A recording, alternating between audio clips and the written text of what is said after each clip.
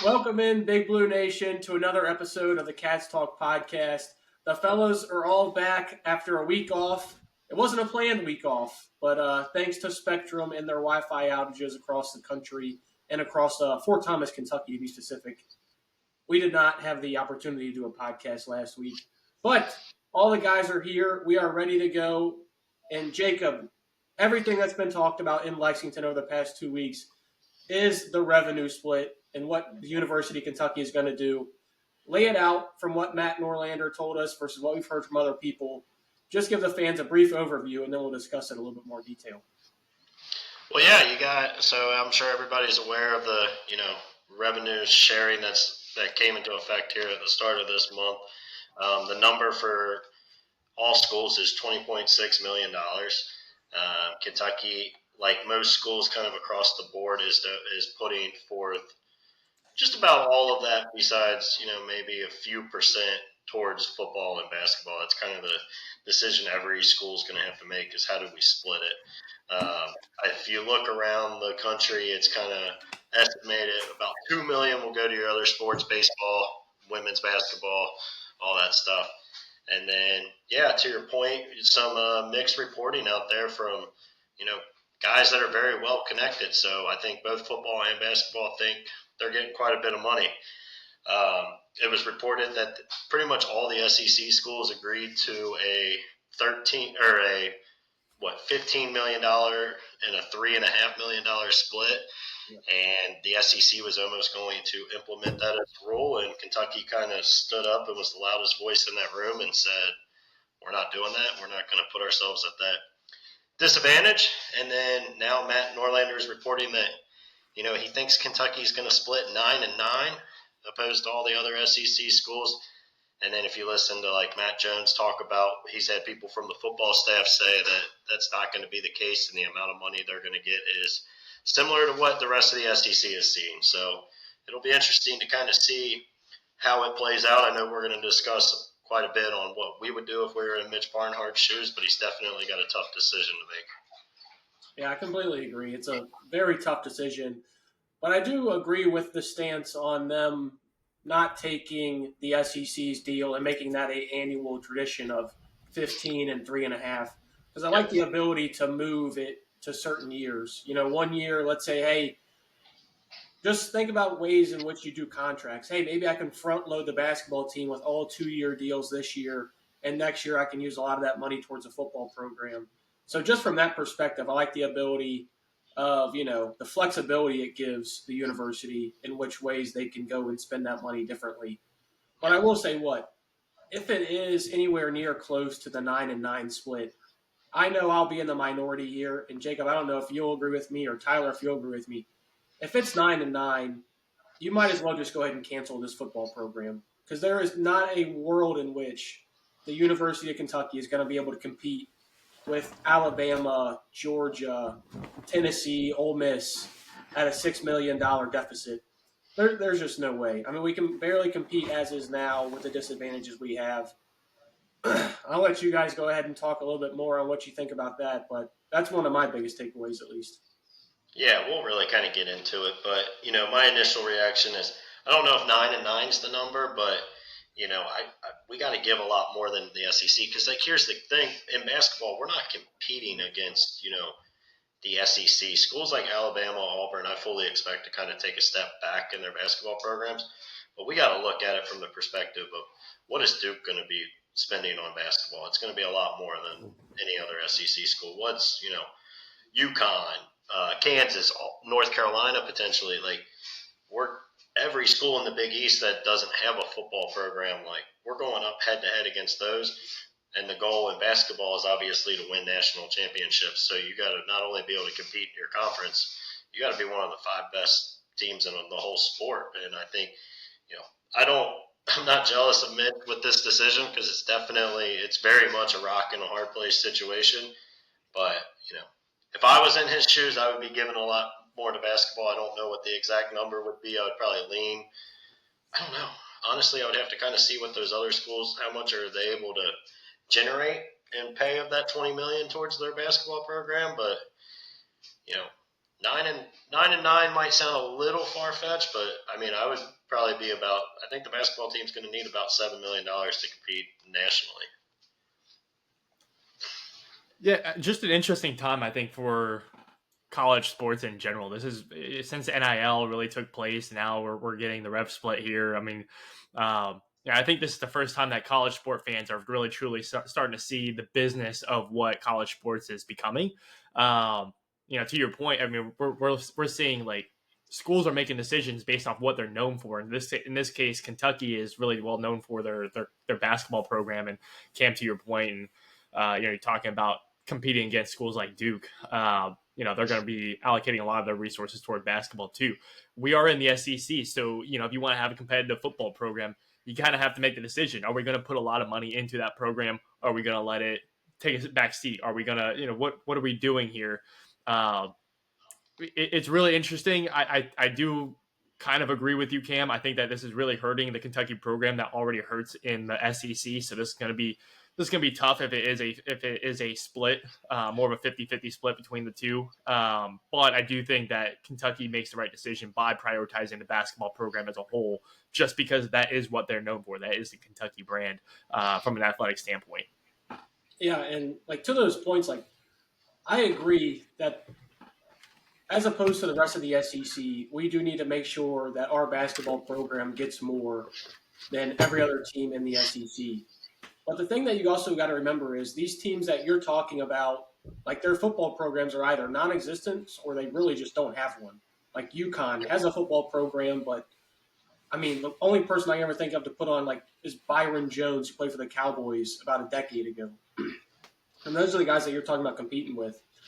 Those are campuses and universities that don't make money off their football program. The University of Kentucky made $46 million off of the football program last year. That is where we get most of, if not all of our money. The basketball program, we're one of the few teams in the nation that actually does turn a profit on their basketball team, but it's nowhere near to the level of what football brings in. Is that more to, football just being a bigger brand than basketball? Yeah, probably, because there probably are more Kentucky basketball fans. But that money, you're going to have to get that money from that football program. And if a 4-8 season continues and you give less and less money, I mean, I think you might get to a point where the SEC looks at you and says, hey, we want to be a football school. You're not putting your money into it. Let's look to part ways. The SEC's never going to kick us out. I don't think for the next 25 years, they're not kicking us out. I think there's more factors to it. There's also been times during that where we have been competitive and we've actually been putting money into the football program. I'm talking about just strictly because I think you and I both know, all of us can agree, that if Kentucky is going up against Alabama at a $6 million budget deficit, there's just no chance they're competing. I don't care who you have. You can play the Oakland A's money ball. You're not competing in that. It's just not how it works. No, it's not. But, I mean, on a real level, also, like, we're not competing as is. And I don't care if we took our entire $18.5 million that we're going to, put towards two sports and you put it all towards football. I mean, you would have obviously better seasons and we would have the years like we've had where you go 10-3, but you can invest every dollar and like, this team's not going to go win a Rose Bowl on its way to winning a national championship. And like, I think, if we're investing one of the top percentages in basketball, we're probably going to continue to hang banners like we've done in the past. Yeah, Jacob, I mean, to a certain extent, I agree with you that based on recent track records, even if you gave that full $18.5 million to the football program, I could see where, you would think they might not put a better product on the field. But I kind of want to argue it from the other lens. Like, even I feel like if you give Kentucky basketball $3.5 million, like that history has to show for something. It's a lot easier to get kids to take a little bit less money to play at the University of Kentucky. I know money talks in most scenarios, and especially in today's world. But let's put this into like baseball terms. If you're getting $5 million to play for the Colorado Rockies, who are going to lose 120 games a year, or you get $5 million to go play for the Dodgers, who you know are going to be World Series contenders, or $5 million from the Yankees, you're not going to play in Colorado. Well, And for that reason, I don't think you can put this football program at a bigger deficit as is. Because whether we all agree on this or not, Jacob, I think you agree with me on this. A Stoops buyout is coming at some point. Whether it's after this year or in 2 years, it's coming at some point. So you're going to need that money. And when you need to hire a new coach in the future, you're not getting a good coach who's coming in here saying, "Oh, you want me to play in the SEC and get $6 million less per year than everybody else?" There's no chance. You're yeah. going to get Tyler Britton coaching on the team, and guess what?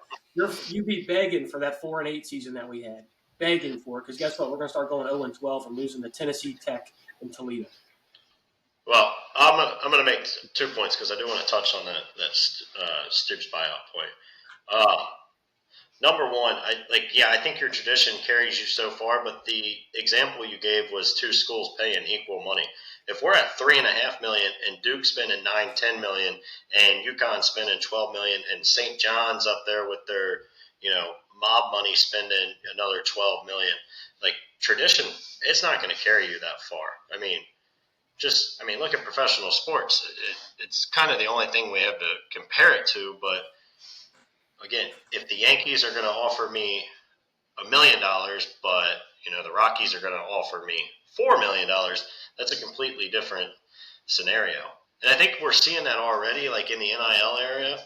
Like a lot of this tradition is working itself out, and kids are kind of going where the money is. So while I think that's why I actually think the fairness and more competitive teams is a lot better today in college sports than it was 5-10 years ago, because now everybody can kind of pay, and it's not just relying on your tradition. Kids are going to other schools than Alabama football, just like we're seeing the best player in the nation go to BYU this year in basketball. I don't think if we're paying $6 million less than Duke to build a roster, we're not going to be able to compete with those schools. And those schools are going to invest in basketball, and that's why this is such a tough discussion and decision. As far as the Stoops buyout, what if there's a world where Mitch is like, I'm not going to fire him, but I'm going to make it hell for him, and I'm going to make it to where he doesn't want to stay, and we are going to pay until we get a new coach in 5 years. Who knows what the landscape even looks like in another 3, 4, 5 years? But I'm going to give football a huge disadvantage. Let Stoops kind of get worked, and he might just get fed up with it. There's the reports he's potentially kind of ready to leave anyway. There is a world where you kind of just handicap him to the point where he says, I can't take this anymore, and quits, and then you avoid that $50 million buyout.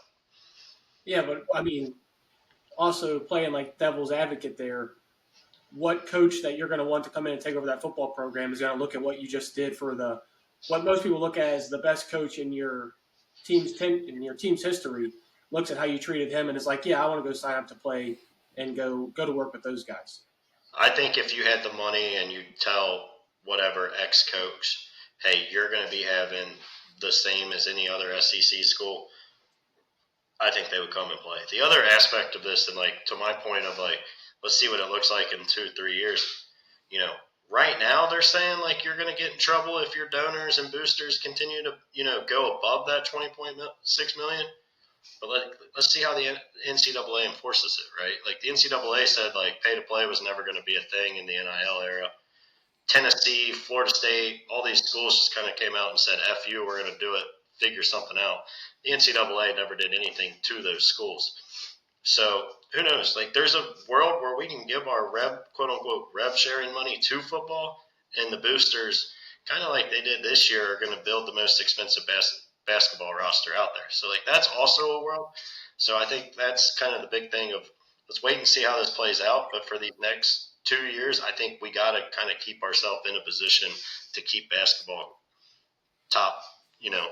We want to be the gold standard, and I think we're going to have to pay to be the gold standard. I agree with Boyers here, actually. With this, with first of all, keep the standard. The Kentucky basketball is standard. This is new for everyone across the board. So for this to be happening, transpiring the way it is, schools are going to try to stick to their bread. You're probably looking at Ohio State. Ohio State's definitely going to focus on their football program. Kentucky is definitely going to focus on their basketball program. Once we get a couple of years into this, though, and people kind of see what's transpiring, what traditions are still working for selling these kids to come out to their schools, what's selling these transfers to come out to the schools, because we have to remember a lot of these kids who are going to be asking for top dollar, they're going to go to the schools and they're going to be like, why am I benched? Why am I benched in year 2 of this? And then they're going to try to find a money ball type team, maybe like Kentucky, who want to go play football there.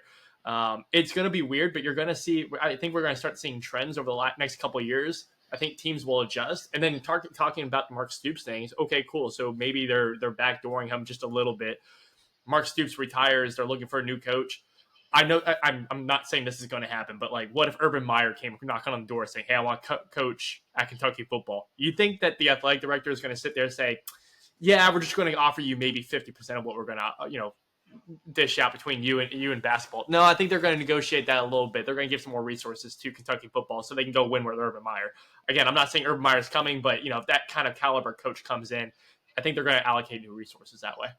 Yeah, and I would like to say that that's the best point Tyler's ever made on this podcast. I just agree with my take more often. I don't know about Urban Meyer coming, but other than I'm gonna Tyler. I'd rather have you coaching. At least I don't got to worry about you off the field. That was only the NFL. He's a good college coach. Come on.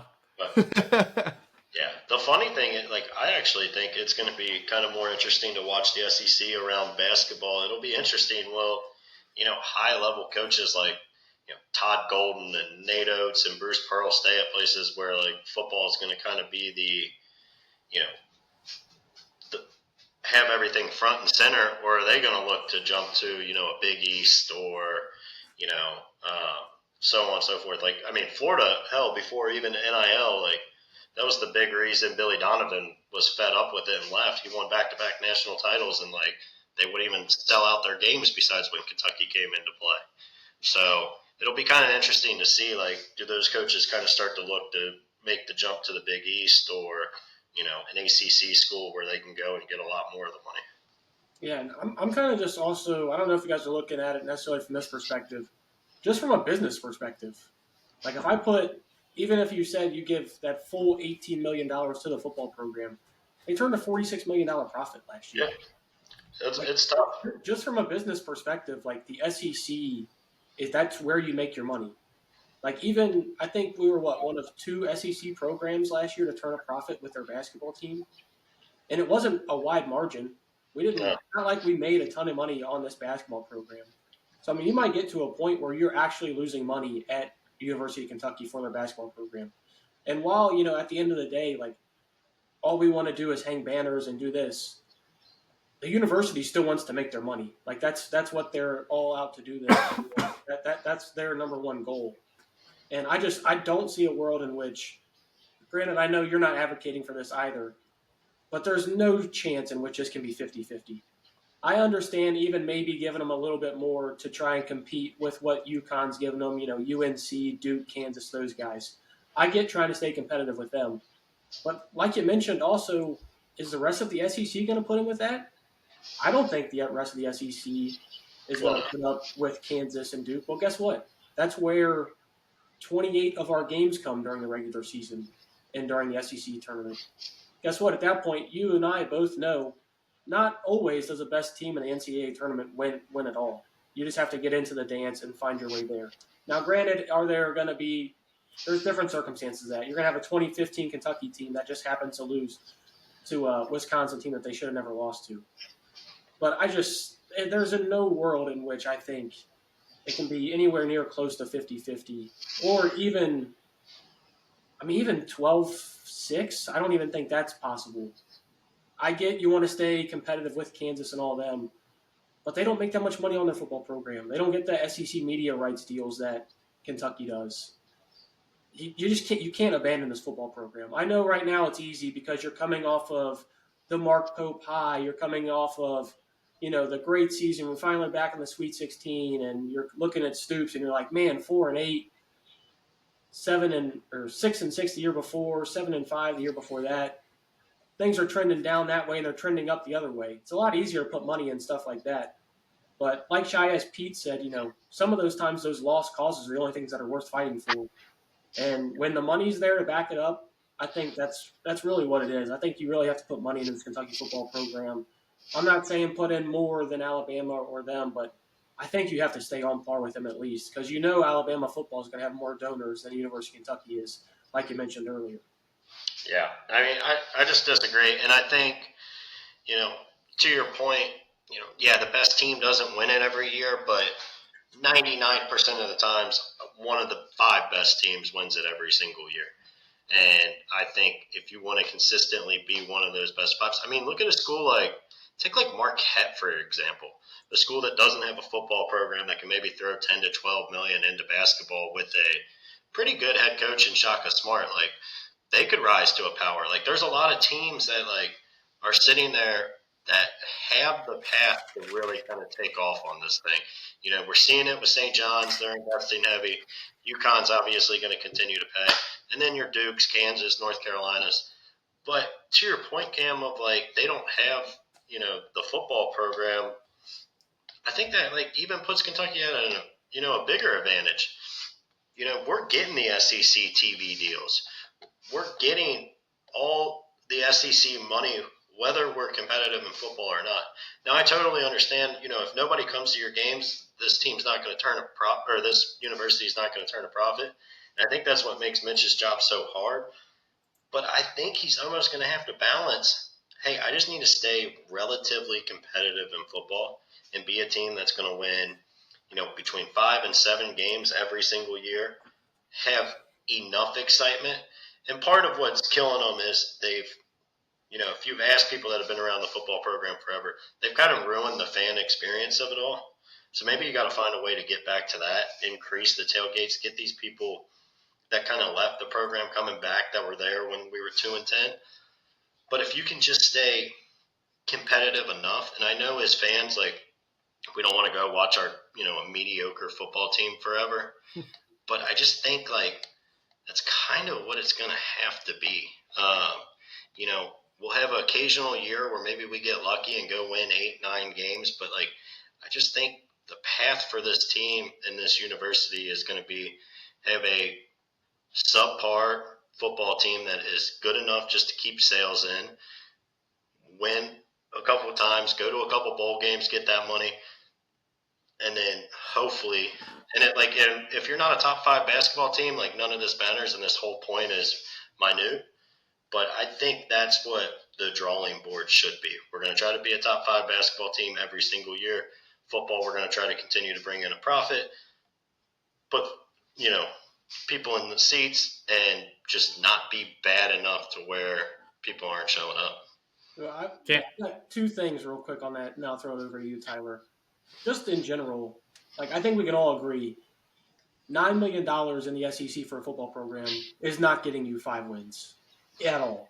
Nowhere close. So, I mean, to that point, you're looking for those 3 non-conference wins of the small teams that you should beat, and then you're just looking at going 0-8 against the SEC for the well, and you got to find a way to probably beat Louisville, and if it stays an 8-team schedule, then you're trying to win 1 or 2 SEC games every year. I think that's kind of the path. I think we can all agree. It's just not going to happen when you're at because even teams that are bad right now in SEC football, like Mississippi State, they're not going to put any money in that basketball program, so they're going to have $15 million going to that football program. That $6 million is going to take them from being 16th in the SEC, which they're at right now. We're at 15th. That's going to give them enough edge to beat us consistently. I don't think you're putting a product of genuinely a team that can go 4-8 with being $6 million under what everybody else is in the SEC. And then just back to your Marquette thing there a little while ago. Where do you think Marquette's going to be getting $12 million to put in their basketball program? Well, they're going to be relying on boosters. It's the same thing as St. John's. They're going to be relying on boosters. Marquette and St. John's, I think, are 2 completely different animals when you're talking about that. One plays in Madison Square Garden, and the other one has Shaka Smart as their head coach. My thing is more when I'm saying that is the reason that Kentucky is going to be guaranteed to have this much money is because of the football program. I disagree, and I think if you listen to people in the Big 10 and the Big 12 the Big 10 will, but once you get to the Pac-12, the ACC, the Mountain West, places like that, I don't see them getting $12 million to run to their basketball program. Now, St. John's, I can see that. Duke, I can see that. Kansas, I can see that. Those blue bloods, yes. But when you start going into the ones like Marquette and places like that, I don't see them being able to, like Tyler mentioned, 3 and 4 years down the line, consistently drumming up $12 million in donations for their basketball program. I just don't see it being possible. I'm not. I mean, I'm not smart enough to look at a school's budget and tell you where they're going to come up with the money. But when you look at people that really focus on this, the Matt Norlanders of the world, not every Big East school, but a lot of the Big East schools are the ones that he's talking about are going to be at a huge advantage, especially if the SEC is not paying. Now, they can pay obviously up to $20 million, $20.6 million. They're obviously not going to pay that. But he thinks a lot of these Big East schools are going to get to 10, 12, 15 million. He mentioned Xavier as a potential, sleeping giant that can really take off in this new era. So again, I'm not somebody that's looking at a school's budget and smart enough to understand it. I'm not a very good accountant, but when people that I know kind of understand this a little better or saying they can do it, I think you got to kind of look at competing with those schools. Yeah, but I think that's also being taken out a little bit of context of what I just said. That when Matt Norlander's talking about a lot of that, he's talking about the next year and the year following. He's not talking about consistently year after year after year having those money in donations. At least from what I've heard him talk. Unless you saw something else. I don't think it's not simply just donations. Like maybe the school can invest, another 5 a year into it, and then they're coming up with 3 to 5 more on top of it via donations or something. But like it could also be like, I mean, you don't make a profit in basketball a lot of times, but as these schools are getting bigger brands and stuff, there's stuff that comes along with that. And, I think you're seeing it. It'll be interesting to see, like, if North Carolina makes this jump to the SEC, like, what are they going to do? Because they obviously want basketball to be good as well.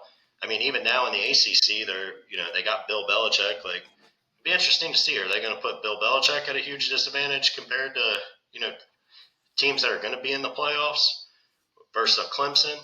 Or are they going to give that money to Hubert Davis? Or I actually think that's a really good point. Kind of goes back to my point earlier. You get North Carolina, for example, who did just bring in a Bill Belichick. Like you're not going to waste that time, especially at his older age, and not put money into the program. I think that same thing would come along after the Mark Stoops era. But I am curious, Cam, because I know you're financially sound here. If you were, you're the athletic director for Kentucky Kentucky sports athletics, how would you negotiate this budget across football, basketball, and other sports? Well, so the thing is like, unlike you, Tyler, I like to be able to I like to be in front of trends. Like you said, like let's wait 3 years and then we'll act. You can't do that. You want to be out in front of these because then you're just putting yourself at a disadvantage in all of the sports. So unlike kind of what you had mentioned earlier was like, hey, let's just sit back and let's see what everybody else does. I don't think you can take that mindset because there's just 3 years that go by the wayside. I also think you're getting to a point where college coaches are starting to make a lot less money than they had previously. Yeah. Like look at Coach Pope's deal as opposed to what we had with Coach Cal. So when Stoops' time is gone, you're going to be able to get somebody cheaper than Stoops. But I'm telling you right now, you're going to have to pay a pretty penny to get somebody to come into the SEC if he knows that budget is going to be 9-9. Now, the reason I started off our whole episode with saying this, and the reason I like the fact that they didn't agree to the 15 and 3.5, which I think you guys are kind of forgetting that I said to start with, is because I love the ability to be flexible 1 year. Like, let's say, hey, listen, I just went out with Coach Pope. We just killed it in the recruiting rankings. I've got guys that I can sign to 2-year deals, and I can get them. I can guarantee they're locked up for this year. Hey, sorry, Mark Stoops. Instead of getting your 15 that you're supposed to this year, you're going to have to take 12 because I can get this locked up for 2 years with a basketball program. And then the same thing with Pope. If it's something to where you're like, I've got this generational talent quarterback that for whatever reason we can get him at the University of Kentucky, I need more money this year. I love having that flexibility. So for that reason, I love that they didn't sign that. So I like being able to change it year to year. But if we're just looking at, it's also like Jake's mentioned, not knowing what like St. John's and Duke and Kansas are going to do is what we're going to have to look at. Because obviously we're going to have to care more about our football program than those schools do, just being in the conference that we are. So I do think we're going to have to go at a disadvantage to what they do. Whether you like that or not, I think we have to, just because to field a team that's anywhere near competitive in the SEC, like Jake said, even to get to a 5-7 record every year, you can't be at a $6 million deficit. So I mean, if you're talking about 18 million is going to the two sports collectively, I think it's the max that you can do to give the basketball program more money is 13 million for the football team and 5 million for the basketball team. That still puts them at $1.5 million over everybody in the SEC. You are the blue blood. That should have you run through the SEC pretty easily. Obviously, we all love Coach Pope and think he's doing great things. I mean, we saw what he just did with that roster last year that didn't have all that much talent. Run through the SEC. Is it going to be tough to knock off, a BYU who's paying AJ Devonsa $6.7 million? Sure, it's going to be tough, but also that's why you pay Coach Pope that money as well. So, I'd love to hear you guys' thoughts on that. I did feel like I was getting pigeonholed in there by both of you, especially Tyler, who did not listen to 95% of what I said. No, I mean, there's a lot of interesting points, and like also like it's going to make it comparable to like how we judge these coaches going forward, right? You know, if Mark Pope's not making Final Fours, but we're outside the top 15 in basketball paid money every year, like you can kind of understand it, right? If Mark Stoops is going 5-7 or 6-6, but he's at a $4 million disadvantage to the rest of the SEC, you'd probably say he's doing a hell of a job, not just an okay job. So it's going to be interesting to kind of see how we evaluate these coaches going forward. Tyler, I'll tell you what my breakdown would be. I'm at more than in Cam, but I do agree you can't just completely, front load it and go 9-9 or something crazy.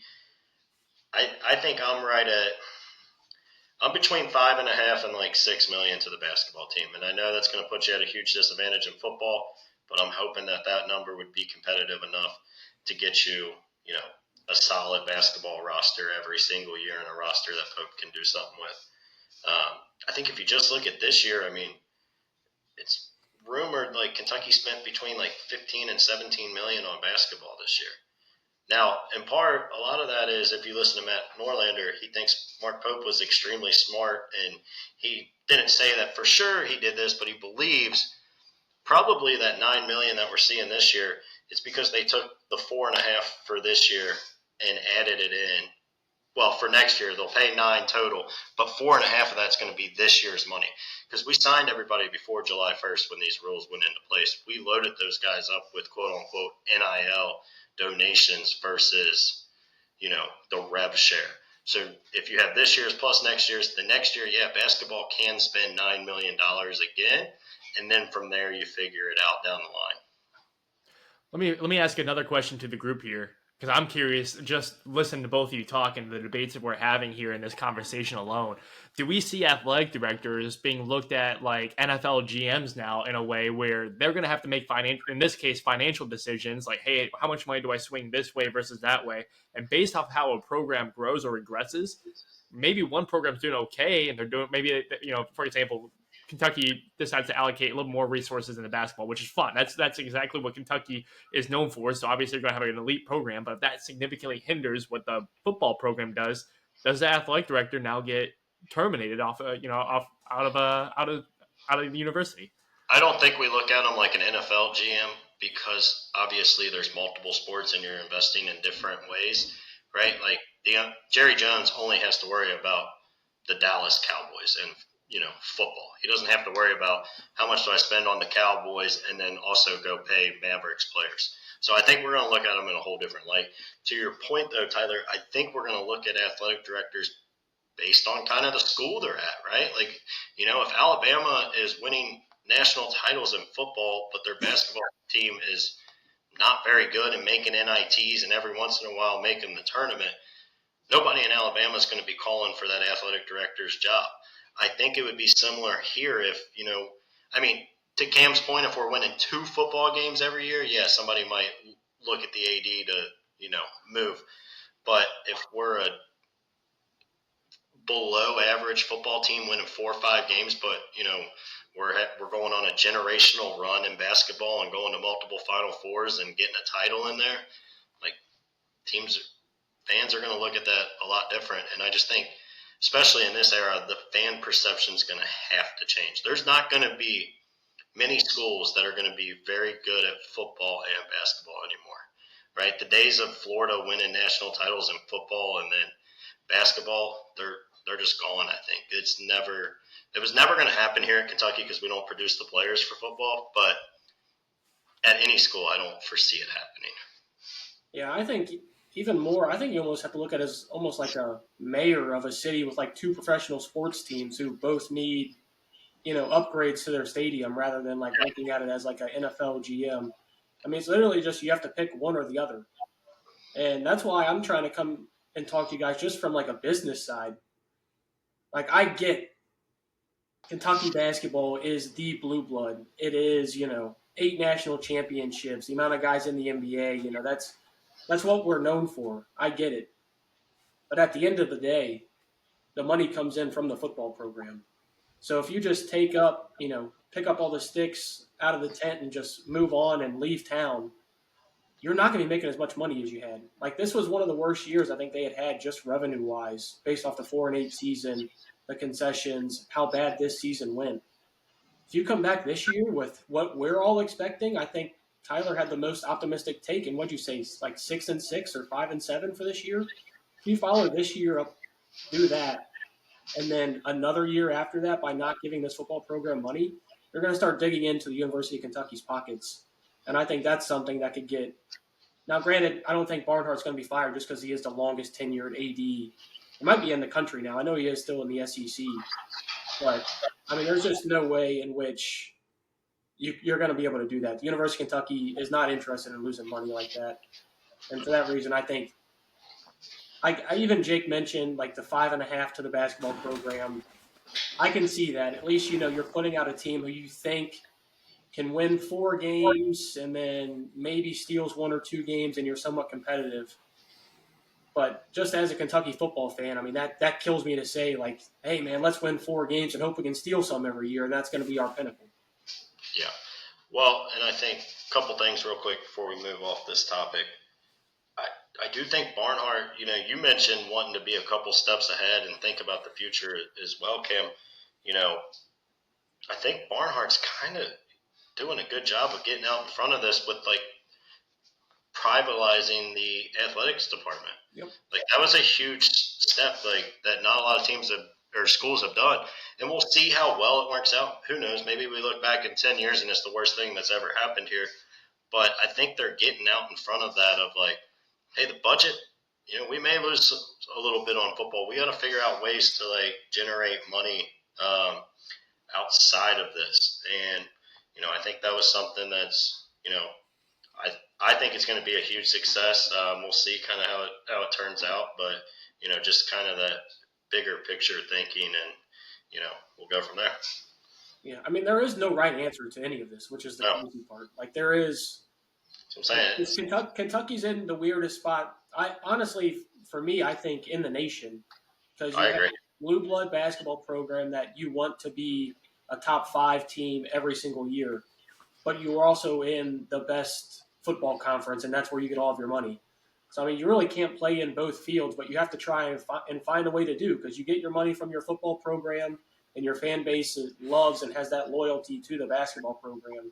So like I said, I don't envy Mitch Barnhart's job and what he's doing right now.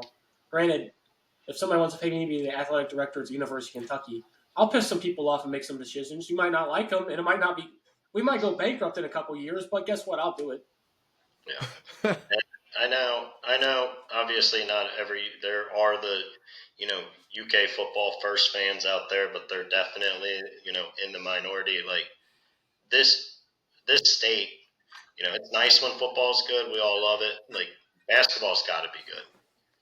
It simply does. You have to be one of the better programs in basketball going forward. So what do you think would have happened? Let's say this happened like after 2019. Kentucky's scuffling basketball wise. Well, I think 19 is tough because 2021 would more prove my point. 2021, after you have that good season, one of Will Levis, Wandale Robinson. You just had that great year football program. Now you're coming off of back-to-back bad years with the basketball program. People wanted Calipari gone. The Stoops, approval rating was through the roof. What are we looking Yep. at then? Because then you were looking at a football program where you looked and you're like, man, this is taking off. And our basketball program is, it's flipped in 4 years there. Completely flipped on its head. Now you have the new guy versus the guy who's been here too long but did have success. And that's why I don't want to just alienate one program. Because as soon as you do, there could be for all we know, Hope could not be the guy. Like, we loved everything that we saw out of him last year.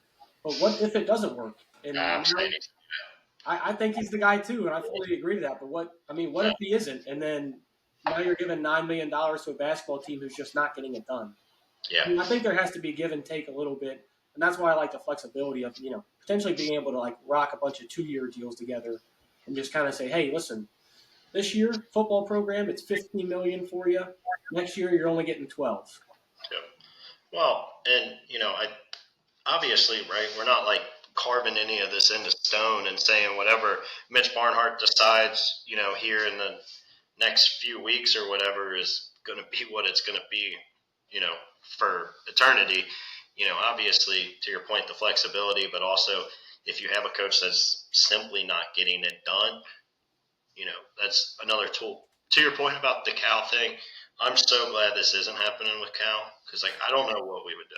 I don't know how you could do. There'd be a war in Lexington if this was happening. Oh, my God. Would be No 100%. You thought the basketball, football school comment was bad? Imagine if you're actually competing, for money. Cal's another one at Arkansas. It will be interesting to kind of see what he does. Does he sit there and just try to compete and be one of the better teams in the SEC? Or does he maybe either A, look to retire, or B, look maybe even at another jump? But Arkansas loves their baseball program too, so that's the other. I think from all the reports, the consensus is they're going to give about $2 million to other sports. But there's going to be these same kind of fights on a smaller level of do we give it to women's basketball or do we give it to baseball? I think Kentucky's going to be in that spot. What do you do there? Kenny Brooks is killing it. Minjione just took you to the College World Series for back-to-back years. 2 years ago, you went further than you've ever been in the entire tournament. He's kind of killing it on the recruiting trail. Kenny Brooks is trying to wake up the women's basketball program. It's not. None of this is an easy thing. But to your point, I'm really glad we're not doing it with Cal here. But also, if it hit back in 2011, 2012, I think it would be kind of awesome to have it with Cal here because he would demand every dollar, and we'd probably,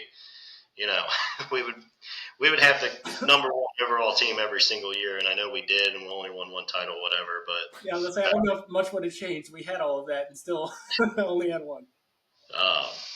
But yeah, I don't know. I'm glad we're not making these decisions with Cal still here. I'll say that. Yeah, do you think they're going to make this information public? Do you think we'll ever know? Do you think Barnhart will say? Because I know with going to the private entity, they could release that information. They could not. Obviously, for us, just to keep our ease of mind and, obviously, you don't get mad at the Cincinnati Reds for not competing with the Dodgers, knowing the two payroll differences. Obviously, as Reds fans, I want them to go out there and win those games. But at the same time, I'm like, hey, listen, Shohei makes more per year than this entire team. Yep. So I feel like that gives you a little bit of wiggle room as a coach and as, just a coaching staff in general. Be like, hey, listen, I am fighting with a $3 million deficit. So what I did was pretty good.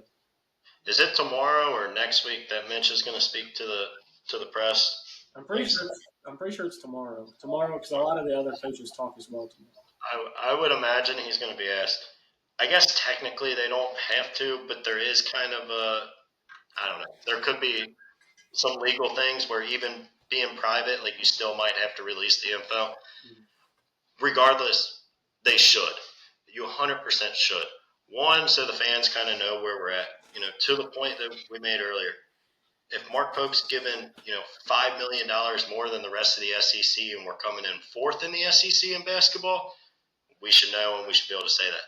Same thing on the football side. If Stoops or whoever the next coach is finished in 5-7 or 6-6, but they're at a $4 million deficit than everybody else, those decisions need to be made. We can't roll into it and not know hey, is Stoops making the same as the rest of the SEC, and we're still only winning 4 games a year? Or, is Mark Pope at a huge disadvantage? Vice versa. You got to make it public knowledge. Tyler, got any final thoughts on that before we switch subjects? Yeah, I think that ultimately, one way or another, it'll become public, whether it's through the university or if it's through donors who are, one way or the other, whether they're really excited or just not happy where the donations are going. So, um, we'll see how this all plays out. This is a really interesting time in sports, far different from even just last year or the year before. So, everything's changing. We're going to see how this transpires. To your point, Cam, like, sometimes you got to take chances and be ahead of the game. As a former team president said to me, sometimes you don't want to be the first one to make the move, but you want to be a very close second. So, Kentucky is a very interesting spot. You got to your point, Cam, with Kentucky football in the SEC, and then you got an elite basketball program. I'm very intrigued. This is a very intriguing time for me as a sports administration major and just my career and everything. But I'm very interested to see how this transpires over the next several years. I will say I would love to have like a ESPN film team behind the scenes at like the Love it. University of Kentucky Athletics for like the next 2 It's 3 like, years, just to see like what these battles are. Because like I feel like you have to. I don't think Mark Stoops would be as upbeat and as grateful as he says he has been the past couple weeks and months if he knew he was coming in off of a 4-8 season and only getting $9 million. So I'm not sure if that number is accurate. I don't think that is, just based off of how they've acted and the money that it looks like they spent with the offensive line in particular, which is kind of where I want to transition here to is, guys, only 29 days away to the college football season. and 15 hours until 12:45 on that Saturday, and the Cats kick it off. And I am looking forward to it. And based on the tickets, it looks like we might be the only people looking forward to it, because you can get $25 tickets on Ticketmaster as of right now. But, guys, the offense coordinator, defense coordinator, and Coach Stoops all met with the media on Monday. I mean, biggest takeaways that I had, Stoops said there's been only one guy that's been tardy or late for a practice. It was a freshman. He's already been talked to by the other teammates, and they didn't have to step in and be accountable for that. And the one that got most people talking is, obviously, Jake already knows where I'm going with this. Bush Hamden saying this offensive line is going to be one of the best that the University of Kentucky has had. And I will say, as a guy who his bold prediction was this was going to be a top 5 unit in the SEC, I love to hear it, Bush. Get me excited. Turn me up a little bit, baby. Let's go. I mean, it's great until you walk out there and you get another quarterback retire and play his last 2 games. Certainly, quite the take. I've very much been, show me with this year. I will say I'm not getting excited, but I think I've moved from 3 to probably 4. I'm still probably only 4. I don't really see a big path beyond that. Who knows? By the time we kick off against Toledo, I'll have us in the playoffs. Yeah. But, Bush, I know a lot of people kind of loved the comment and it got them fired up. I wasn't one of those. I thought, with just how bad that unit was a year ago, I mean, it was legitimately probably one of the worst since our 2-10 teams. If even before that, and you're also coming off of what Stoops kind of built his bread and butter on at this program without you being here was the O-line, and, having guys like Landon Young, Drake Jackson, NFL caliber players, and to now say like one of the best ever. I appreciate the confidence, but that's definitely going to be something that's going to be talked about if they go out there and give up 4 or 5 sacks against South Carolina again. See, my thing is I genuinely think they have 3 NFL guys on this offensive line. I thought that coming in. That's why I've been so high on them. At this point, in my opinion, it's all whether Eric Wolford can put it together with the That's a big. That's also a question as well. I mean, that's why he was out of Alabama. He had a lot of talent there and couldn't get it done with those guys either. So, I mean, that is a big question mark. But, I mean, Josh Braun's already an all SEC guy. Shias Pete's getting recommendations from everyone at New Mexico, and they're talking about him being an NFL player. Alex Wolfschlager from Bowling Green, same thing there. And, the offensive line was bad last year, but you're returning the best one of them all in Jalen Farmer at right Yeah. guard. And then now you're talking about, Jagger Burton, who was, maybe your second or third offensive lineman on that, is now fighting for a spot at guard. I mean, that's what you're looking at. So, I really think the floor of this unit has really been raised. And that's why I've told you guys, I think this team will actually be a lot better. I just don't necessarily know if it'll come out in wins. Yeah. Yeah, I don't know if the schedule aligns well enough for us. That's the tough part is the schedule. But from what I've been hearing and from what I've been looking into, it's nice to hear that the players are keeping each other accountable. Hopefully, we don't see another player go up there and get a hot dog mid game, that kind of thing. That's the kind of sloppiness that last year where I felt like we had really good talent on the team just wasn't coming together. It just seemed like that it was sloppy. I would say starting with the coach, but also that goes down to your team leaders. I think with from what we're hearing and a new culture being built within. I mean, you're talking about a lot of new faces coming into the program too. I mean, that you're really resetting the program. So I know we're in off season, Boyers. You're being a little bit of a grump right now, but you'll soften up as we get closer to. I'll get him to come. He'll come around as we get closer to the opening day here. He'll come around, but they're definitely saying the right things and doing the right things behind the scenes to at least get the fans excited for August 30th here when we take the field. All right, guys, and I'm gonna put you on the spot here. So, Jacob, I'm gonna start with you. I just give me one guy on this football team that you're riding with this year. Who's your guy? Who do you think is gonna surprise people? Whether it's Calzada performs above expectations. If you like Hardly Gilmore to, after all the offseason issues, you like him coming back. I mean, give me a guy and give me a little reason why you think he's going to outperform what we're expecting for him this year. Well, I'm going to give you two. And the one, if you paid attention a few weeks ago when we gave our bold predictions game, if you would ever listen to me when I talk, you would understand that I'm not going to say Calzada since I predicted he would be benched. I know you're not. But I was going examples for Tyler to use later. How about I give you the other quarterback in the room, and that'll be Cutter Boley when he does get his time to shine.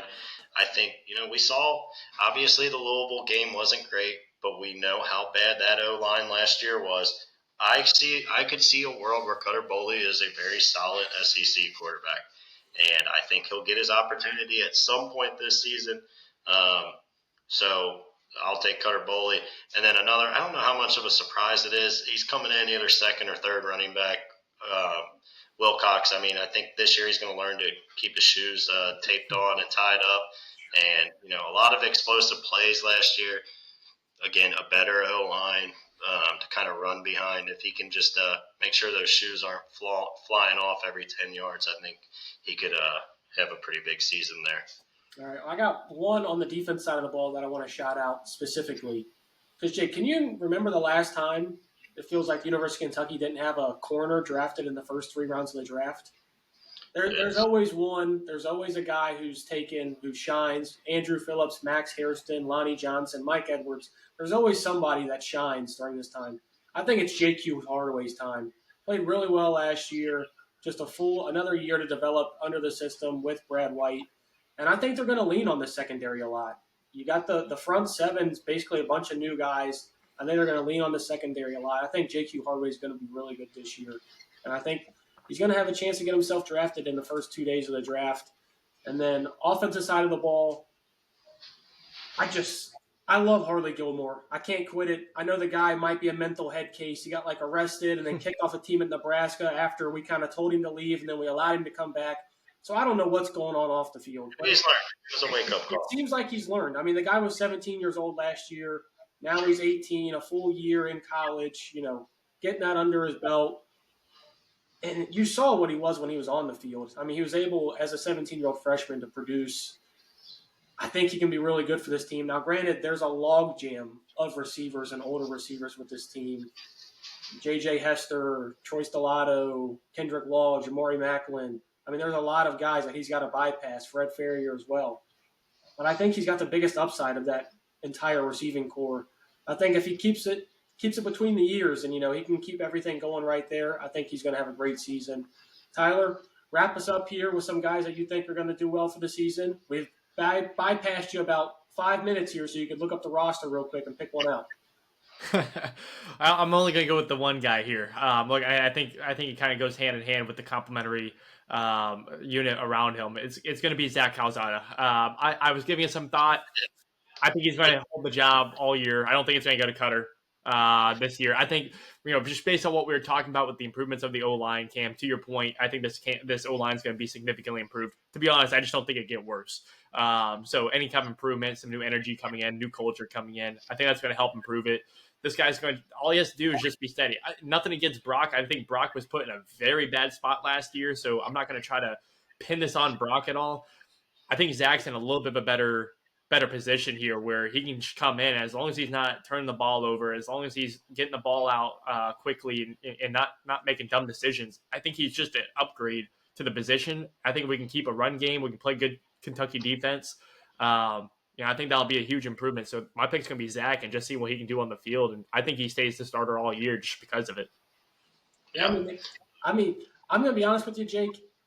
I was actually going to be one of my bold predictions was that I couldn't disagree. Not that I can't disagree with your take anymore.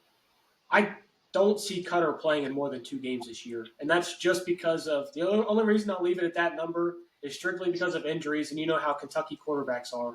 It seems like we haven't gone through a full season of a guy playing every game. I don't see Calzada losing this. I really don't. I love what Cutter showed in spots against Texas. I thought he was terrific. But I've also never seen a worse quarterback in my life in that Louisville game. Now, granted, the entire team was awful. So, I'm trying to burn that from my memory, but it's still right up there, and it still plays in the frontal lobe a lot, unfortunately. But I really agree with Tyler's take because think about it. This offensive line is going to be a lot improved, even if you just say they're middle of the pack. You've got Dante Dowdell from Nebraska, Seth McGowan, Jamarian Wilcox, Jason Patterson, a lot of guys that are still returning that you had last year that played big parts are still back. But you have that top end that you're allowing as well. Kendrick Law, you got a bunch of old guys out at receiver that can hold it down as well. I genuinely think this offense is going to be pretty good and is going to be able to play that old style of Mark Stoops football, just not mess up, not turn the ball over, run it down your throat, throw passes when they're able to. And with Zach being able to get out on the run, he had about 400 rushing yards last year, 35 touchdowns to 9 interceptions. I think it's Calzada's job for the rest of the year. And, I don't think it's crazy to say he finds a way to get drafted, kind of like Devin Leary did, even though he didn't have the best year at Kentucky.